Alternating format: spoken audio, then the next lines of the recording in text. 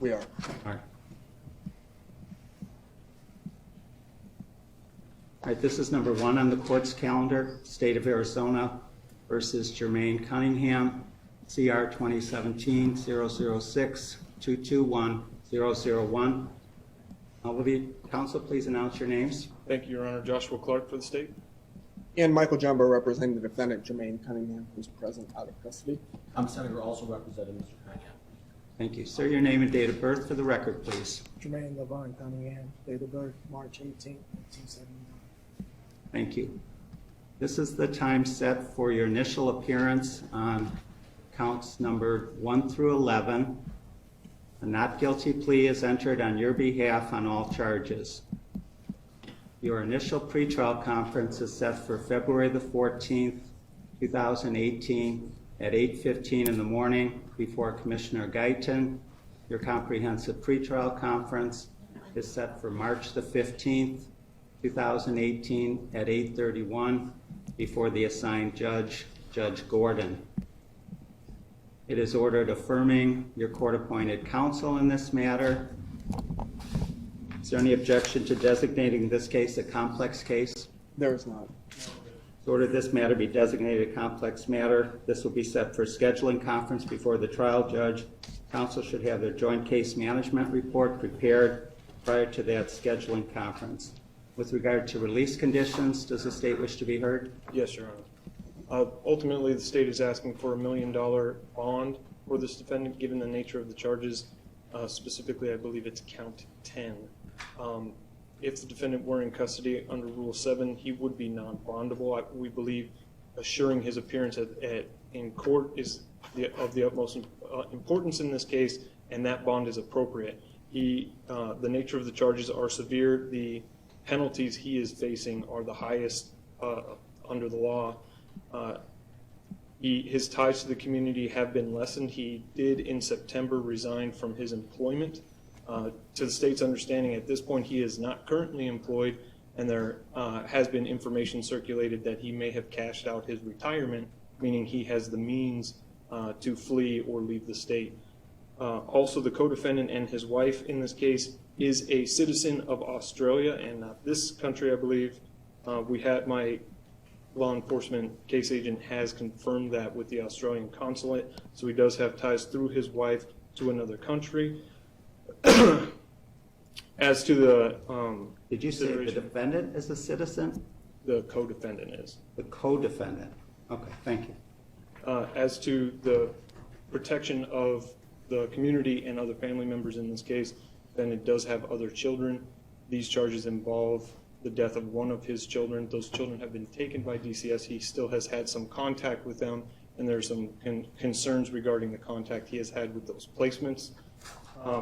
We are also asking that he have no contact with the victims, he have no contact with minors, he have no contact with the co-defendant, and any other witnesses in this case. Thank you, Your Honor. Counsel for defense, you wish to be heard on release conditions? Yes, thank you, Judge.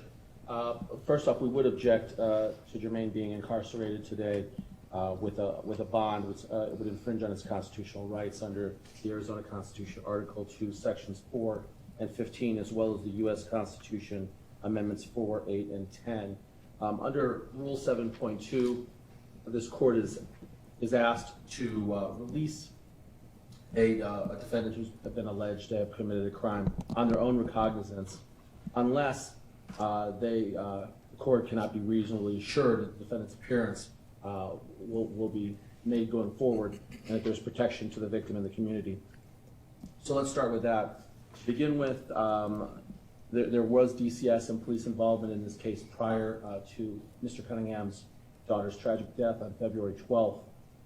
During that time, Mr. Cunningham worked with the police and DCS. During the time through his daughter's passing away and forward, continued to work with them, has done numerous interviews. At no time did he flee or attempt to leave during any investigations prior to his daughter's death or after. Additionally, he's had contact with multiple psychiatric treatments and medical treatments prior to his daughter's passing as well, bringing her to those appointments.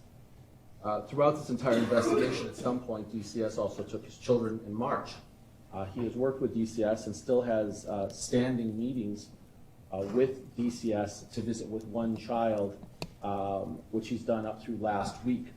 We certainly would not object to there being a no contact with minors and all of the other people that the state has mentioned, but if he is released today, DCS should have some say as far as the dependency case that is continuing. Additionally, Mr. Cunningham would stipulate to electronic monitoring, a curfew,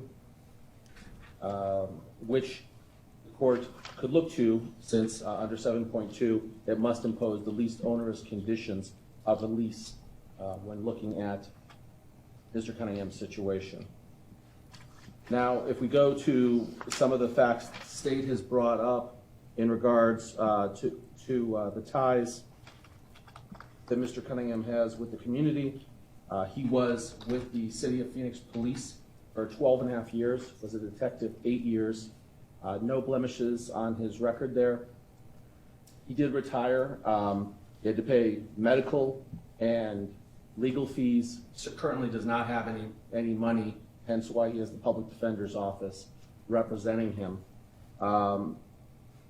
He also additionally, besides his work with the City of Phoenix Police Department, was with the Department of Corrections for 5 years as an officer there as well.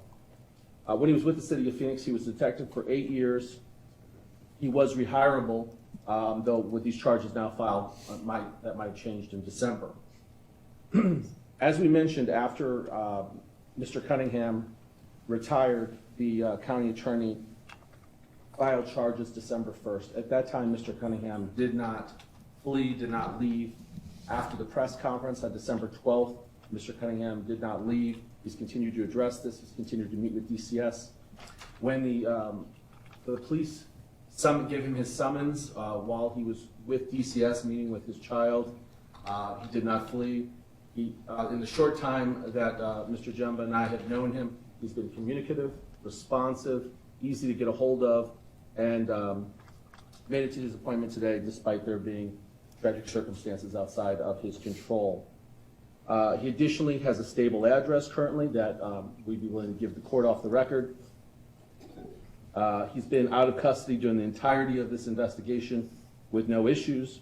He's complied with all court orders in his dependency case, worked with additional other attorneys, family law and whatnot, without issue, has substantial connections to our state. He has no passport, nor can go to Australia. There's no issues there. If he did, he would offer up his passport today. Additionally, I think I may have already stated this, but when the state mentioned that Mr. Cunningham still has children out there, they are with DCS, they are in DCS care, so he would not have contact when he walks out of this courtroom, even if there wasn't a court order, unless DCS requested it.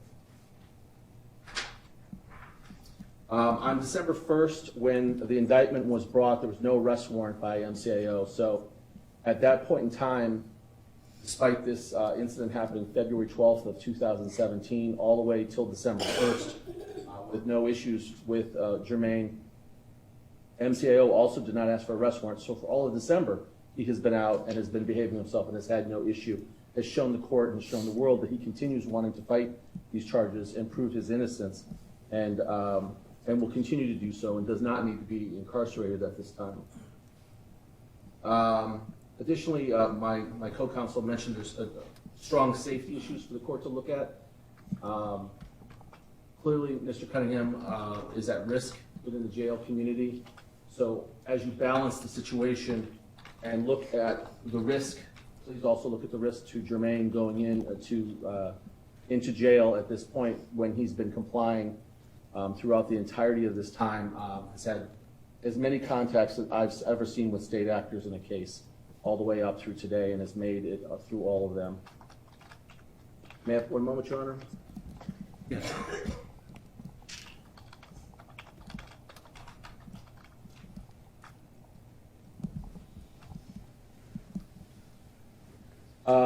Additionally, when the court, pardon me, is looking at the least onerous conditions, it has to start with Mr. Cunningham being let out on his own recognizance. But as we stated earlier, him only being able to leave his stable residence for work, meetings with his attorneys, medical appointments, and that sort of thing is something that he's willing to stipulate to and request to the court, including electronic monitoring, so the state can keep tabs on as well. So that also is still pretty fairly strict without putting him in. If the court gives him any type of bond at all, he will not be able to make it. This is a man that, when you look at the fact that he had a retirement fund, he has spent the entirety of it in this case and in his dependency case and in the medical issues dealing with his daughter's death.